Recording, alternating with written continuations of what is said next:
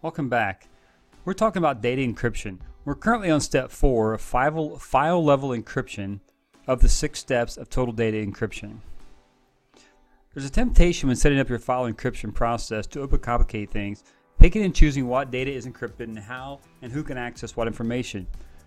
We recommend beginning the process by encrypting by default, assuming all data that employee creates is valuable and should always be protected. One thing you have to consider is to make it transparent to the employees. The less interruption they have of their day, the more likely they will encrypt the process. Transparent means that in the majority of cases, it doesn't require a change in the user's process or the way they do their job. It also means they can access encrypted content on all devices they use to perform their job. Encryption, after all, works best when users don't have to think and don't even realize it's even being encrypted.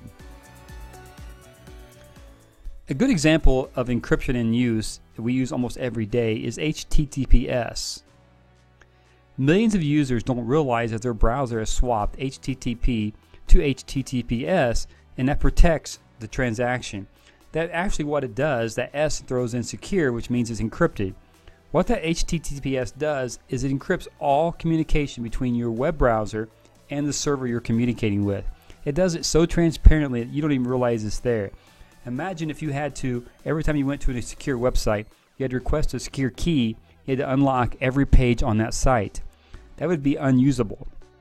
The same way with file disk encryption, you want to make it to where your users don't really have to think about it, it's just done for them.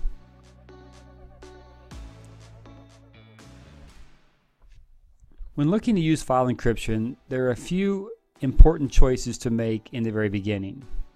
Look at the README text at the bottom, and you can see that that's essentially what encryption does. On the left side, of course, it's readable. On the right side is what people see if they were to get the access to that file without your encryption keys.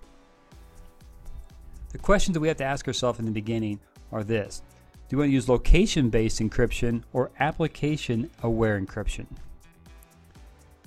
On the keys, are we looking at multiple keys, or are we going to look at one organizational key for all your data? What data should be encrypted initially? Let's start with explaining location-based versus application-aware encryption. Location-based encryption, often called file and folder encryption, is based on which folders your end users are likely to store the important data in. The challenge of location-based users that it requires users to, one, strictly adhere to structured corporate procedures, to know and be able to identify what is important, and to know where they should store these files in order for them to be encrypted. This opens up significantly a large area to human error. It requires a lot of employee education and compliance. Inevitably, users will fail to follow proper guidelines and procedures, and sensitive data will end up encrypted. This is where most people get tripped up and they have data lost, and the data that's lost is unencrypted because people just totally forget how and where to put the data. If you put it in the wrong place, it will not be encrypted. Now we also have application-aware encryption, also known as always-on encryption. It lets administrators define a list of trusted applications employees can use to create materials, and only these applications have access to the keys needed to encrypt the files and to access encrypted content. This approach minimizes the risk of human error.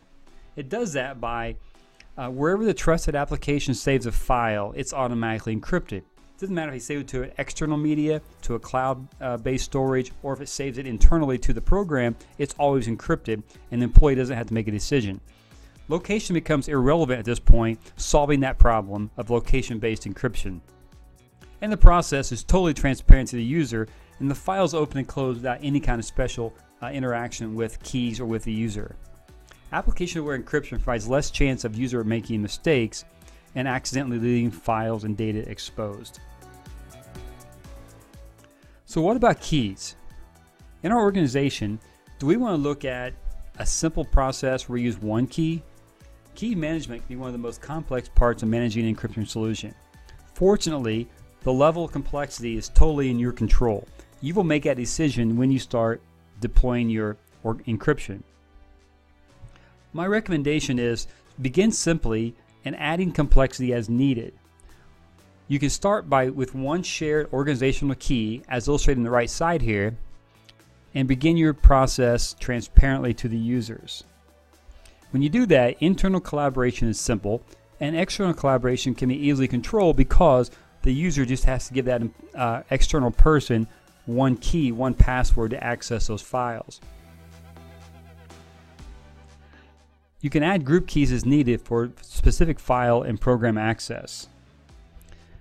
Consider industry compliance when assigning keys to critical files such as HR, finance, and R&D. Having multiple keys can be very complex. Imagine if you have a security officer and he has one key and he accesses everything in your office. That's much more simple than say, look at this below. I remember thinking about this in high school when I see the janitor and he had a separate key. He had a key ring look like this. He had a key to every office, every room. And a good analogy is ensuring that your family has access to your house, but you limit access to the family safe. So you want to make sure that anyone who needs access to your data has access to it, but you have to be very controlling of what access they have once they get in. And you really got to consider which keys you have.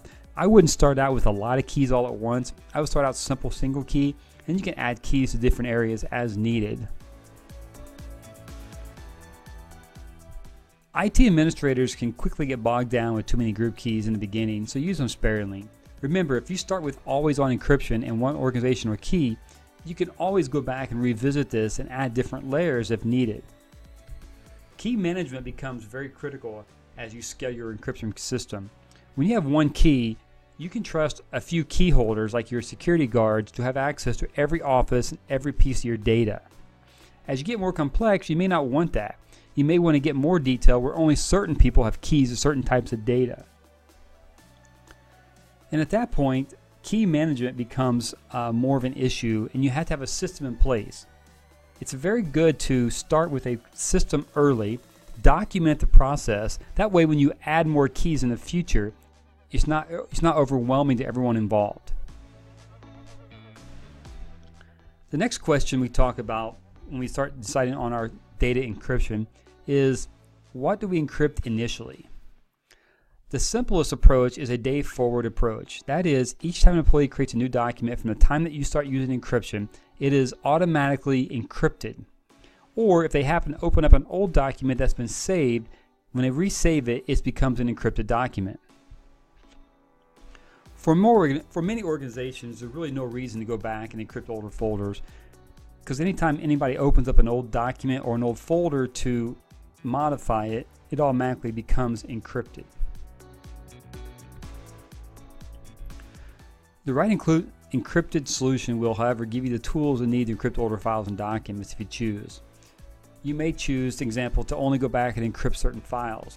Most of your encryption systems will allow you to go back through old directories that are unencrypted and say, well, only grab the .document files, or maybe just my Excel documents, or maybe just my PDF documents. That way you're not going back and encrypting an entire hard drive. That kind of process can be very cumbersome. It can slow down your entire server for many days trying to encrypt all those files all at once.